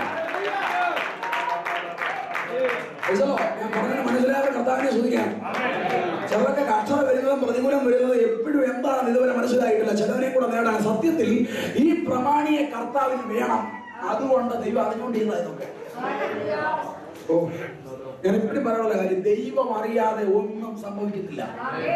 ദൈവം അംഗീകരിച്ച് കുറെ അടികൾ നമുക്ക് തന്നിട്ടുണ്ട്. ദൈവം അംഗീകരിച്ചിട്ടുള്ള അടികളുണ്ട്. കൂടുതലും ദൈവം അംഗീകരിച്ച് കിട്ടുന്നതാ. കാര്യം എന്നാ, 2 കിട്ടിയാലേ പഠിക്കത്തോളെന്ന് വന്നു കഴിഞ്ഞാൽ പിന്നെ കൊടുത്തല്ല പറ്റത്തുള്ളൂ. ഇവിടെ പൗലോസും ശീലാസും ആത്മാവിൽ കർത്താവിനെ ആരാധിച്ചു. അവൻ ഉറക്കം വന്നില്ല. രാത്രിയിൽ അവൻ എഴുന്നേറ്റു. സ്തോത്രം. കാരാഗ്രഹത്തിന്റെ അടിസ്ഥാനം കുലുങ്ങി. അല്ല, യവനിനി അപ്പൊ കർത്താവിന്റെ അടുത്ത പദ്ധതി നോക്കണം. യവനിനി എങ്ങനെ ഉറങ്ങാൻ ശ്രമിച്ചാലും അവന് ഉറങ്ങാൻ പറ്റത്തില്ല. കിടക്കുന്നിടം കുലുക്കുമല്ലേ, കിടക്കുന്നിടം കുലുക്കുമല്ലേ. അതിന്റെ അർത്ഥം ഈ കാരാഗ്രഹത്തിന്റെ ഏത് കോണിൽ പോയിരുന്നാലും എന്റെ പൊന്നു മോനെ നീ കുലുങ്ങത്തേ ഉള്ളൂ. അതായത് ദൈവമക്കളുടെയും അഭിഷിക്തന്മാരുടെയും കിടപ്പ് മുടക്കിയവനൊന്നും അധികം കാലം കിടക്കുകയല്ല. അധികം കാലം ഉറങ്ങാൻ ദൈവം അനുവദിക്കാൻ. ഇളക്കണ്ടിടത്ത് ഇളക്കാൻ, ചാടിക്കണ്ടിടത്ത് ചാടിക്കാൻ, പൊക്കണ്ടിടത്ത് പൊക്കാൻ ദൈവത്തിന് അറിയാം. അങ്ങനെ നിസ്സാര കാര്യം വിചാരിച്ചോ? ദൈവശക്തി അതിനകത്ത് കൊണ്ട് വെളിപ്പെട്ടു. ശ്രദ്ധിക്കേണ്ട മറ്റൊരു വിഷയം, അവരുടെ കൈ ബന്ധിച്ചു, കാല് ബന്ധിച്ചു. എന്റെ ചിന്തയിൽ ഒന്നുകൂടെ പറഞ്ഞാൽ, അവരുടെ വായും കൂടി ബന്ധിച്ചായിരുന്നെങ്കിൽ, വാ ബന്ധിച്ചിട്ടില്ല, അവര് ചിന്തിച്ച മറ്റൊരു കാര്യമുണ്ട്. നമ്മുടെ കൈയും കാലും ബന്ധിച്ച് ഒരിടത്ത് കൊണ്ടിട്ടാൽ നമ്മൾ ഒരു ഹല്ലേലൂയ പറയോ? ഇല്ല. നമ്മൾ എന്നാ പറയും? കർത്താവേ, കൈയുമില്ല കാലുമില്ല. കൈയും കാലും ഉള്ളപ്പോ സ്തോത്രം പറയുന്നില്ല, പിന്നെ ഇല്ലാത്തപ്പോ അത് പിന്നെ വേറെ കാര്യം. കൈയും കാലും ബന്ധിച്ചേക്കുക. ഞങ്ങളെനിക്ക് കർത്താവിനെ ശ്രദ്ധിക്കുക. അതിന് ഞങ്ങൾക്ക് അനങ്ങാൻ പറ്റിയില്ല. പക്ഷേ ഈ പൗലോസിന്റെ ശീലാസിന്റെ ധൃതി എന്നാണെന്നറിയാമോ? എനിക്ക് ഇവിടെ വിട്ട് പോകണം. അവർക്ക് 2 ദിവസം പോകണം. ധൃതി എന്നാണെന്നറിയാമോ? ഞങ്ങൾ ഇവിടെ കിടക്കാൻ വന്നവരല്ല, ഞങ്ങൾക്ക് റോമിൽ പോകണം. ചില ആൾക്കാരെ കാരാഗ്രഹത്തിലിട്ടാൽ കഞ്ഞി കിട്ടുമെങ്കിൽ അവിടെ കിടന്നു അല്ലേ, ചാപ്പാട് കിട്ടോ, കുറച്ച് കഴിഞ്ഞ് പോയാൽ മതി. പക്ഷെ അവർക്ക് ധൃതിയുണ്ട്. ചിലർക്ക് വിചാരിക്കും എന്തിനായി ധൃതി കാണിക്കുന്നത്? സ്തോത്രം. കഞ്ഞി കിട്ടുന്നിടത്ത് പോകുന്ന വഴിയിൽ ഉറങ്ങാനുള്ളതല്ല നിന്റെ സുവിശേഷമല്ല. ലക്ഷ്യത്തിലേക്ക് നീ പോകണം. എന്താ ഇത്ര ധൃതി ചോദിച്ചാൽ ഒറ്റ മറുപടിയുള്ളൂ, ദൈവം അയച്ചത് റൂമില്ല. ഇവിടെ കിടക്കാൻ പോയിക്കോണേ. ഒറ്റ രാത്രി കിടന്നിട്ട് പോയാൽ പോരായിരുന്നു. ഇല്ല, ഈ രാത്രി ഇപ്പോൾ അവരെ ബന്ധിച്ചെങ്കിൽ ഈ രാത്രി തന്നെ റിലീസായിരിക്കും. വിശ്വസിക്കുന്നവർ കർത്താവിനെ സ്തുതിച്ചാട്ടെ. അതാ സുവിശേഷത്തിന്റെ ലക്ഷ്യം എന്താണെന്ന് അറിയാവുന്നവൻ എവിടെ കിടക്കത്തില്ല, ജയിച്ചു പോകും. ഇതേപോലുള്ള പൗലോസിന്റെ ശീലാസിന്റെ 1000 പ്രശ്നം കിട്ടിയാലും ഈ റോമിൽ എത്തുന്നതിന് മുമ്പ് അവരത് തീർത്ത് അതിനെ ജയിച്ചു പോയിരിക്കും. നമുക്കൊരു യാത്ര തന്ന് ഒരു ചെറിയ വിഷയം പോലെ നമ്മൾ അവിടെ നിൽക്കാൻ ഇല്ല. എവർക്ക് ഈ വിഷയങ്ങളൊന്നും വലിയ വിഷയമല്ല. ഒറ്റ രാത്രി കൊണ്ട് കാരാഗ്രഹത്തിലത്തെ പ്രമാണിയെ മുട്ടുമടക്കിച്ച് അപ്പുറത്തം കടക്കാൻ, ആ ലക്ഷ്യത്തിലേക്ക് എത്താൻ അവർക്ക് കഴിഞ്ഞെങ്കിൽ ദൈവപ്രവൃത്തി അവിടെ ഉണ്ട്. അടുത്തത് വന്നു, കപ്പൽ ഛേദം വന്നു. കപ്പൽ ഛേദത്തിൽ അവർ പിടിച്ചു നിന്നില്ലേ? ദൈവമൈതലേ, ദൈവമക്കളുടെ യാത്രയിൽ പല ദുരന്തങ്ങളുണ്ട്. അഭിഷേകം ഉണ്ടായാൽ നിനക്ക് നിലനിൽക്കാം. സ്തോത്രം ചെയ്യാം. അഭിഷേകത്തിന്റെ ശക്തിയോടെ വ്യാപാരിച്ചു. കാരാഗ്രഹ പ്രമാണി ഉറക്കമുണർന്ന് പൗലോസിന്റെ ശീലാസിന്റെ അടുക്ക വന്നു. ഞാൻ പറഞ്ഞുകൊണ്ടൊന്നൊരു വിഷയം പറഞ്ഞില്ല. കൈ ബന്ധിച്ചു, കാല് ബന്ധിച്ചു, വായും കൂടി ബന്ധിച്ചായിരുന്നെങ്കിൽ അവരുടെ ഒന്നിനെ ബന്ധിക്കാൻ പിശാചിന് കഴിയത്തില്ലായിരുന്നു. അവരുടെ അഭിഷേകത്തെ ബന്ധിക്കാൻ പിശാചിന് കഴിഞ്ഞില്ല. ദൈവമൈതലേ, നീ അഭിഷിക്തനാണോ? നീ അഭിഷേകമുള്ളവനാണോ? നിന്റെ ഏതൊക്കെ ഭാഗം ബന്ധിച്ച് അനങ്ങാൻ വയ്യാതെ നിന്നെ ഇട്ടാലും നിന്റെ അകത്തു പകർന്ന അഭിഷേകത്തെ ബന്ധിക്കാൻ ഈ ലോകത്തിലെ ഒറ്റ ബന്ധനത്തിന് കഴിയത്തില്ല. കാര്യം അഭിഷേകം ബന്ധിക്കപ്പെടുന്നതല്ല, അഭിഷേകം ബന്ധനത്തെ അഴിക്കുന്നതാണ്. ഈ ബന്ധനത്തെ അഴിക്കുന്ന അഭിഷേകത്തെ കയറി ബന്ധിക്കാൻ പറ്റിയ ഒറ്റ ബന്ധനവും ഈ ലോകത്തില്ല. അഭിഷേകം ബന്ധിക്കപ്പെടുകയില്ല. അതേപോലെ അഭിഷേകം ഭരിക്കത്തില്ല. ശ്രദ്ധിക്കുക. കാരാഗ്രഹ പ്രമാണി വന്നിട്ട് ചോദിച്ച ആ ചോദ്യം വളരെ നല്ലൊരു ചോദ്യമാണ്. ഞാൻ രക്ഷപ്പെടണമെങ്കിൽ എന്ത് ചെയ്യണം? നല്ല ചോദ്യം. സ്തോത്രം. ഈ പൗലോസിന്റെ ശീലാസിന്റെ രക്ഷപ്പെടാൻ ഉള്ള സകല പഴുതു അടച്ച് അവരെ ഇവിടെ കൂട്ടിയിട്ടിരിക്കുന്ന ഇദ്ദേഹം അവരോട് ചോദിക്കുക, ഇനി ഞാൻ രക്ഷപ്പെടണമെങ്കിൽ നീ എന്തേലും പറഞ്ഞു തരാം. ദൈവത്തിന്റെ പ്രവൃത്തി നോക്കി സ്വതം ചെയ്യാം. ഇതൊന്ന് വായിച്ചു പോകേണ്ട വിഷയമല്ല കേട്ടോ. കർത്താവിന്റെ വലിയ പ്രവൃത്തി അവിടെ നടന്നത്. അഭിഷിക്തന്മാരെ ഇടവും ബലവും അനക്കാതെ ഇട്ടവൻ ചോദിക്കുക, ഇനി ഞാൻ രക്ഷപ്പെടണമെങ്കിൽ നീ ഒരു വഴി പറഞ്ഞു തരാൻ. അതിന്റെ അർത്ഥം എന്നാ? ഇനി ഞാൻ രക്ഷപ്പെടണമെങ്കിൽ നീ എന്തേലും പറഞ്ഞാലേ പറ്റുള്ളൂ. അർത്ഥം എന്നാ? നിന്റെ രക്ഷ കെടുത്തി നിന്നെ അകത്തടച്ചവൻ നിന്റെ മുമ്പിൽ മുട്ടുമടക്കുന്ന വലിയ ഒരു ദിവസം വരുന്നുണ്ട്. അത് വിശ്വസിക്കുന്നവർ കർത്താവിനെ സ്തുതിച്ചാൽ ഞാൻ രക്ഷപ്പെടണേ എന്നാ പറയണമെന്ന് നീ പറയാൻ പറഞ്ഞു. ദൈവത്തിന്റെ ആത്മാവ് സഭയോട് ആലോചനയായിട്ട് അറിയിക്കുക. നിന്റെ മുൻപിൽ ചിലർ കീഴടങ്ങുന്ന വർഷമാക്കി 2014 സ്വർണ്ണം തീർക്കട്ടെ. ഞാൻ രക്ഷപ്പെടാൻ, ഞാനൊന്ന് രക്ഷപ്പെടണമെങ്കിൽ എന്നാ ചെയ്യണം എന്ന് പറഞ്ഞ് അനേകർ ഇവിടോട്ട് ഓടി വരട്ടെ. അത് വിശ്വസിക്കുന്നവർ കർത്താവിനെ വിശ്വസിക്കണം. സ്വർഗം അവന്റെ സന്ദർശനം വഹിക്കും. ചില പ്രമാണിമാരെ കർത്താവിന് വേണം. ആമേൻ. സത്യം പറഞ്ഞാൽ ആരെ പേടിച്ചാലും ഓണറെ പേടിയില്ലാത്ത ആരുമില്ല. പക്ഷെ ഇവിടെ ഓണറെ പോലും പേടിയില്ല. കാര്യം എന്നാ? ഓണർ വന്നിട്ട് പറയുക ഞാൻ രക്ഷപ്പെടണമെങ്കിൽ എന്നാ ചെയ്യണം? ഞാനാ ഇതിന്റെ സകലത്തിന്റെ അധിപതി. പുള്ളി പറഞ്ഞ് രക്ഷപ്പെടണമെങ്കിൽ എന്നാ ചെയ്യണം? എന്നാ പറഞ്ഞെന്നറിയോ? ഇന്നത്തെ ഉപദേശമാരാണ് എന്നാ പറഞ്ഞേനെ? നേരെ കേരളത്തിലാണെ പറഞ്ഞേനെ, നേരെ പോകുമ്പോൾ ഒരു ലെഫ്റ്റ് കിട്ടും. ലെഫ്റ്റ് കിട്ടിക്കഴിഞ്ഞ് പിന്നെ റൈറ്റ് കിട്ടും. റൈറ്റ് കിട്ടി കയറി ചെല്ലുമ്പോൾ 2 നിലയ്ക്ക് ഒരു ബിൽഡിംഗ് കിട്ടുന്നുണ്ട്. താഴെ ചർച്ച മേളിൽ പാഴ്സനേജ് പാസ്റ്ററിന്റെ മോഡലെല്ലാം പറഞ്ഞു കൊടുക്കുന്ന പാസ്റ്ററാണ്. അവിടെ പോയി കഴിഞ്ഞാൽ സമ്പത്തുണ്ട്, സമൃദ്ധിയുണ്ട്, വീടുണ്ട്, വണ്ടിയുണ്ട്, രക്ഷയുണ്ട്, എല്ലാം ഉണ്ട്. അവിടെ പോയാൽ മതി. പക്ഷെ ഒരു ചർച്ചിന്റെ പേര് അവർ പറഞ്ഞു ഇല്ല. അവർ പറഞ്ഞു എന്നാ? കർത്താവായ യേശുവിൽ വിശ്വസിക്കുക, നീ നിന്റെ കുടുംബവും രക്ഷ പ്രാപിക്കും.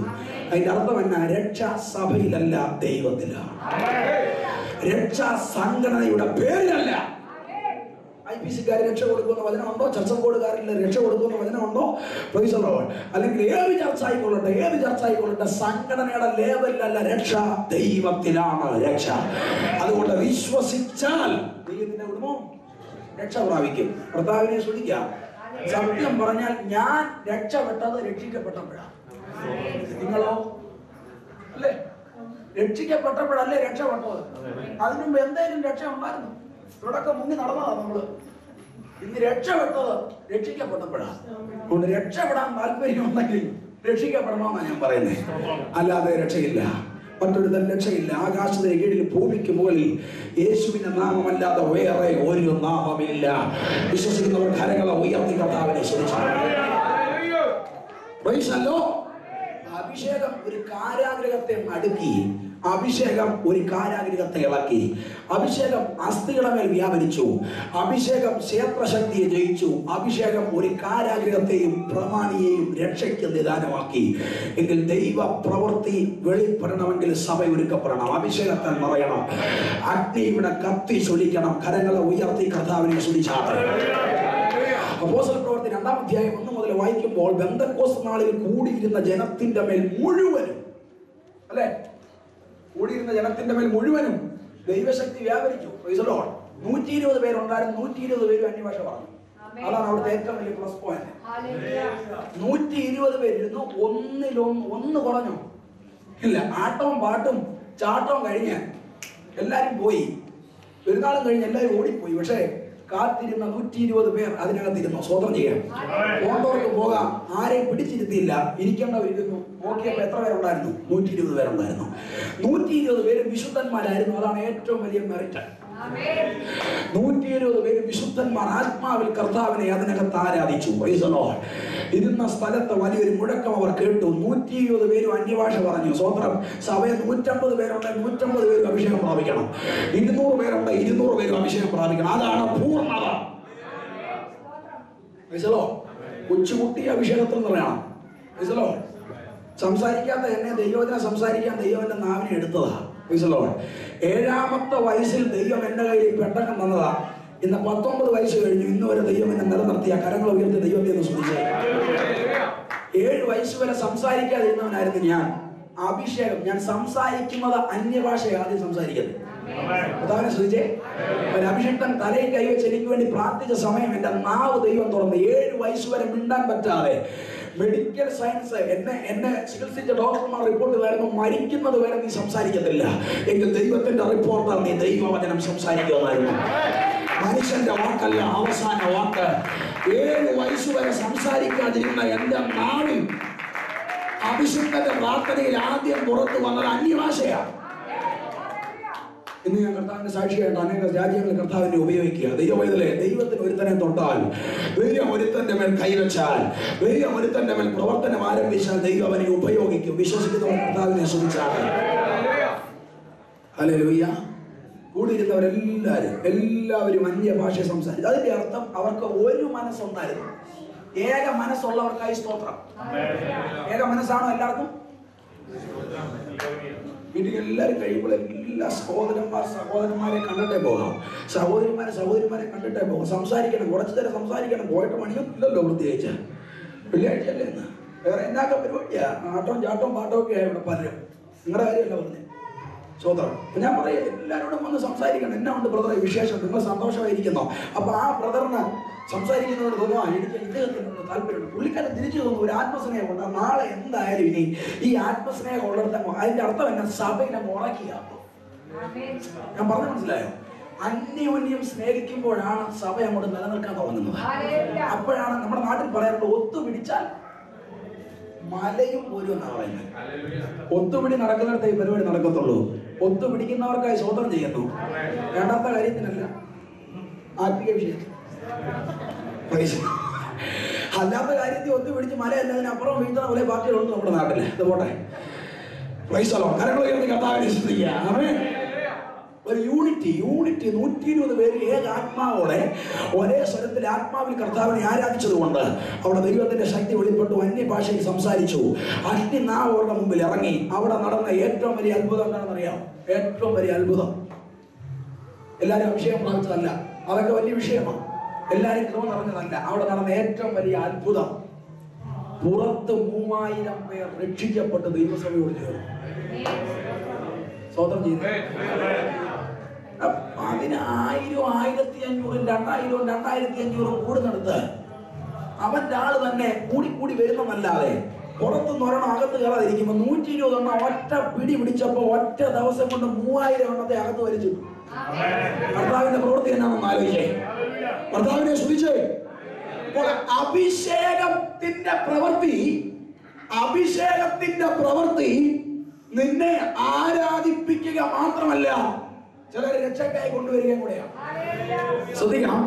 അകത്ത് വെളിപ്പെട്ട ദൈവത്തിന്റെ അഭിഷേകം, അകത്ത് വെളിപ്പെട്ട ദൈവശക്തി പുറത്ത് 3000 പേരെ രക്ഷയ്ക്കായി തീർന്നെങ്കിൽ ദൈവസഭയോടുള്ള അടുത്ത ദൂത് ഉള്ളവർ ആത്മാർത്ഥതയോടെ ആരാധിക്കുന്നെങ്കിൽ, ഉള്ളവർ ആത്മാർത്ഥതയോടെ പ്രാർത്ഥിക്കുന്നെങ്കിൽ, ഉള്ളവർ ആത്മാർത്ഥതയോടെ വിശുദ്ധ ജീവിതം നയിച്ച് ദൈവത്തെ ആരാധിക്കുന്നെങ്കിൽ ഇതുവരെ അറിയാത്ത ചില ഉന്നതന്മാരെ, ഇതുവരെ വിചാരിക്കാത്ത ചില പുതിയ ഒരു കൂട്ടത്തെ ദൈവം നിനക്കായി ഒരുക്കും.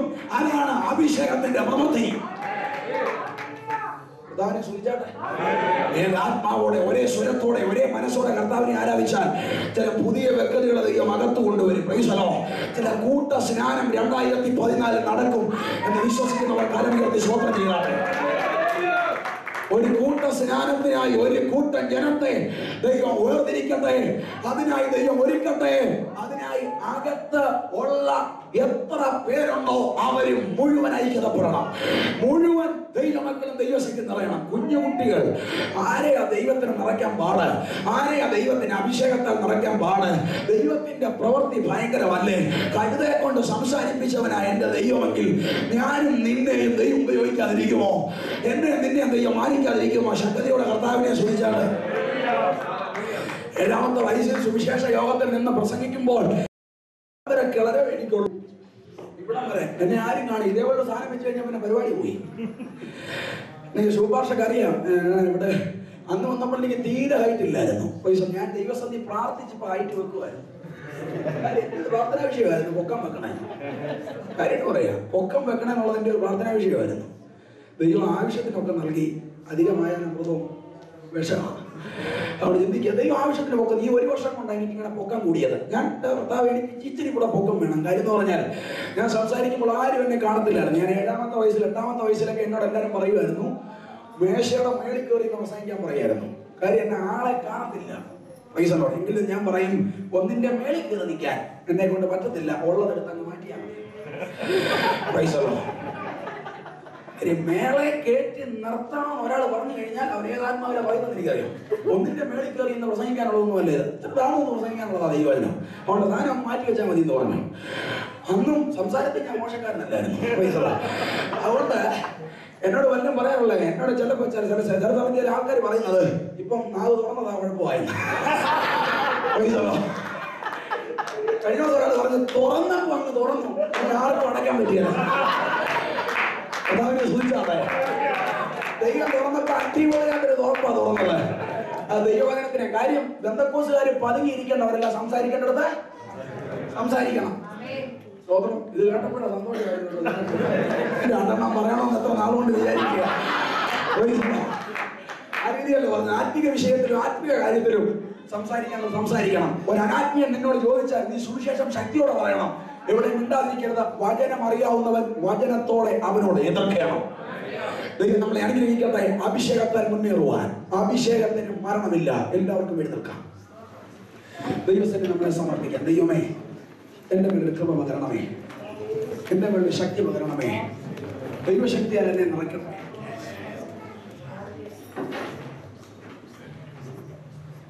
ദൈവസന്നിധിയിലേക്ക് നമ്മളെ ഒന്ന് സമർപ്പിക്കാം. സ്വർഗം നമ്മുടെ മേൽ ഇറങ്ങി വരേണ്ടതിന് ഈ ദിവസങ്ങളിൽ അഭിഷേകത്തിന്റെ നിറവ്, ദൈവകൃപയുടെ നിറവ്, ദൈവാത്മാവിന്റെ നിറവ്, രോഗസൗഖ്യത്തിന്റെ നിറവ്, സഭയെ വിശുദ്ധീകരിക്കുന്ന ആത്മീക അഭിഷേകത്തിന്റെ നിറവ് ദിവസങ്ങളിൽ സ്വർഗം ചെയ്തെടുക്കട്ടെ. സ്വർഗം അങ്ങനെ മാറ്റട്ടെ. ദൈവമേ, ജനത്തിനായി പ്രാർത്ഥിക്കുന്നു. എല്ലാവരുടെ കരങ്ങളൊന്ന് ഉയർത്തി വെച്ചാട്ടെ. ദൈവമേ, 2014 ഈ അഭിഷേകമല്ല കർത്താവേ, ഒരു പുതിയ ശക്തി പുറത്തുള്ള ചിലതിനെയും കൂടി നേടിയെടുത്ത് ദൈവ രാജ്യത്തിനായി ഒരുക്കുന്ന ഒരു അഭിഷേകം എന്റെ മേൽ പകരണമേ. മക്കളുടെ മേൽ, കുഞ്ഞുങ്ങളുടെ മേൽ, തലമുറയായി നിന്നു പോകാത്ത ഒരഭിഷേകത്തിന്റെ വ്യാപാരം എന്റെ മേൽ നീ അയക്കണമേ. സ്വർഗം അങ്ങനെ ചെയ്യുന്നതിനാണ് സ്വന്തം. എമറേറ്റ്സ് ക്രിസ്ത്യൻ ചർച്ച് ഒന്നിലും കുറവുള്ളവരായിട്ടല്ല, എല്ലാത്തിലും മുൻപന്തിയിലേക്ക് കൃപയുടെ ഒരു വർഷമായി, അഭിഷേകത്തിന്റെ ഒരു വർഷമായി അടുത്ത വർഷത്തെ അടിയൻ ബ്ലസ് ചെയ്യുന്നു. സ്വർഗം അങ്ങനെ ചെയ്യുന്നതിനാൽ സ്വന്തം ചെയ്യുക. ദൈവമേ, അനുഗ്രഹിക്കണമേ. ദൈവമേ, കുഞ്ഞുങ്ങൾ പ്രവചിക്കട്ടെ. യൗവനക്കാർ സഭയോട് വെളിപ്പാട് പറയട്ടെ. ആത്മീക മണ്ഡലങ്ങൾ ദൈവം എഴുന്നേൽപ്പിച്ചാട്ടെ. ദൈവത്തിന്റെ ആത്മാവിനോട് പറയുന്ന ആലോചന 10ലധികം യൗവനക്കാർക്ക് വേണ്ടി, പുതിയ യൗവനക്കാർ ദൈവസഭകളിൽ ഓരോന്നിനും ദൈവം ഓരോരുത്തരെ എഴുന്നേൽപ്പിച്ച് അർദ്ധരാധന വൈണവന ഓരോ സഭയിലും 10 പുതിയ ആത്മീക യൗവനക്കാരെ ദൈവം നൽകത്തക്ക വിധം എന്റെ ദൈവത്തിന് ഹിതമുണ്ട്. 10 യൗവനക്കാർക്ക് വേണ്ടി ദൈവമക്കൾ ശക്തമായി പ്രാർത്ഥിക്കണം. എന്തിനു വേണ്ടിയിട്ടാ? ദൈവസഭയെ വളർത്തുന്ന, ദൈവസഭയെ കുറിച്ച് പ്രവചിക്കുന്ന, വെളിപ്പാട് കാണുന്ന, പാപത്തിന് അടിമപ്പെട്ടെന്ന് പിശാച് വിധി എഴുതിയ ചിലതിനെ അകത്ത് കൊണ്ടുവരുത്തി ഈ കാലഘട്ടത്തിൽ കൃപയുടെ ധ്വനി ഉയർത്തുവാൻ എനിക്ക് ചില യൗവനക്കാരെ ദൈവസഭയ്ക്കായി ആവശ്യമുണ്ട്. ഞാൻ ഇതിനകത്ത് അയക്കും. വിശ്വസിക്ക്. സ്വർഗം അങ്ങനെ ചെയ്യാൻ പോവുക. അന്ത്യകാലത്ത് സകലജടത്തിൽ വരും എന്റെ ആത്മാവിനെ പകരുമെങ്കിൽ ഞാൻ എന്റെ ആത്മാവിനെ പകർന്ന് ഞാൻ എന്റെ ശക്തിയെ അയച്ച് ചില യൗവനക്കാരെ ദൈവസഭയ്ക്കായി ഓർത്തിരിക്കും. ഒന്നിലും ഒരു കുറവില്ലാതെ വണ്ണം വിശ്വസ്തയോടെ നിന്നാൽ ഞാൻ മാനിക്കും. ദൈവമേ, അനുഗ്രഹിക്കണമേ. എന്റെ കൃപയോർമ്മെ നയിക്കണമേ. ശക്തിയോർമ്മെ പകരണമേ. യേശുവിൻ നാമത്തിൽ തന്നെ നമ്മെ കരങ്ങളെ അടിച്ച് കർത്താവിനെ സ്തുതിക്കാം. പിതാവായ ദൈവത്തിന്റെ സ്നേഹം, പുത്രനായ യേശുവിന്റെ കൃപയും ആശീർവാദം വഴി നടത്തുന്ന പരിശുദ്ധാത്മാവിന്റെ സംസർഗവും സഹവാസവും നമ്മളോട് പ്രാർത്ഥിച്ചു സകല വിഷയത്തിലും പ്രത്യേകിച്ച് പകൽക്കാലം കേട്ട ദൈവത്തിൽ കർത്താവ് രണ്ടാമത്തെ വരെ ഉണ്ടായിരിക്കുമാറാകട്ടെ. അർക്കപ്പെട്ട കുഞ്ഞാടായ ക്രിസ്തുയേശുവിന് മാത്രം മഹത്വം. യേശുവേ.